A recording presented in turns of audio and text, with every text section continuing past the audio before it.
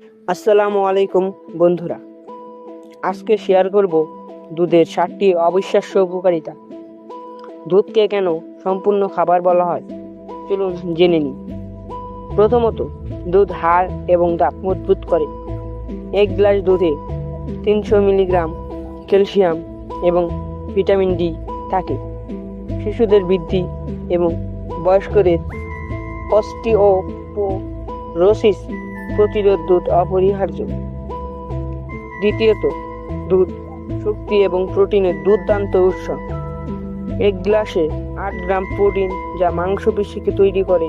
জিমে যারা ব্যায়াম করে তাদের জন্য দুধ আদর্শ পানীয়। তৃতীয়ত, দুধ হৃদযন্ত্রের স্বাস্থ্য রক্ষা করে।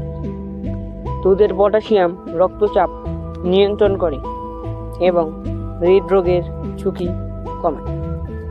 কম চর্বিযুক্ত দুধ বেছে নিন আর ভালো ফলাফলের জন্য অপেক্ষা করুন।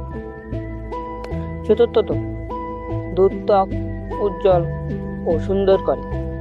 ভিটামিন এ, বি12 এবং ল্যাকটিক অ্যাসিড ত্বককে হাইড্রেট করে এবং বলিরেখা দূর করে। দুধ দিয়ে ফেস প্যাক লাগালে ত্বক আরও উজ্জ্বল হয়। পঞ্চমত, দুধ ওজনের নিয়ন্ত্রণ করতে সাহায্য করে।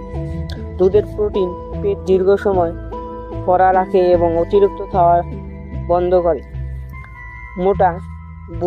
মেটাবলিজম বাড়িয়ে ওজন কমাতে সাহায্য করে। ষষ্ঠত, দুধ ভালো ঘুমাতে সাহায্য করে। রাতে শোয়ার আগে গরম দুধ পান করলে ঘুম খুব ভালো হয়।